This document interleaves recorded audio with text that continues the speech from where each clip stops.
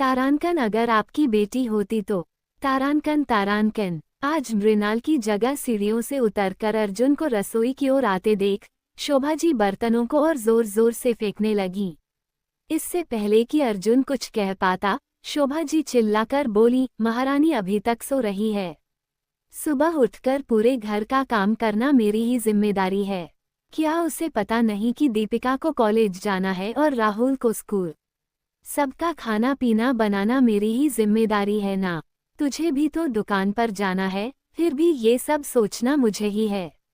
इससे पहले कि शोभा जी कुछ और बोलती, अर्जुन गुस्से में बोला, आपने ये रोज की आदत बना ली है कि नीचे से बिजली का मेन स्विच ऑफ कर देती हैं। क्या आपको नहीं पता कि छोटी चांदनी की तबीयत खराब है? पूरी रात उसने सोने नहीं दिया। 2 बार दूध बनाने के लिए मृणाल को उठना पड़ा। गर्मी में अभी 4 बजे ही सोए थे। जरा सी नींद लगी थी, तभी आपने मेन स्विच ऑफ करके कूलर पंखा सब बंद करवा दिया। मैं अपना खाना बाहर ही खा लूंगा।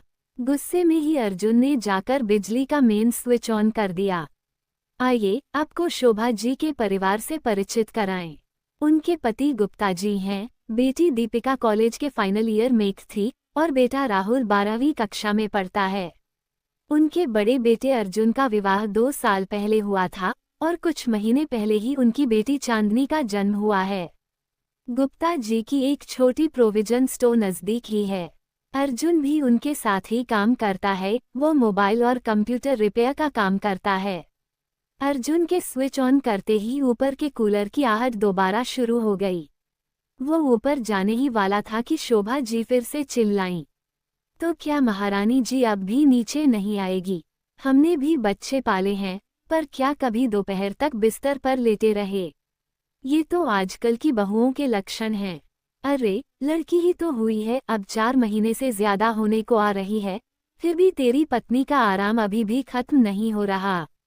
शोभा जी को लगातार बड़बड़ाते देख अर्जुन वापस आया और बोला, अम्मा, अगर मेरी पत्नी की जगह आपकी बेटी होती तो भी क्या आप ऐसा ही कहती? क्या मैंने नहीं देखा कि जब से मृणाल आई है तब से घर का सारा काम उसने ही संभाल लिया? क्या वह पहले कभी देर से उठी थी?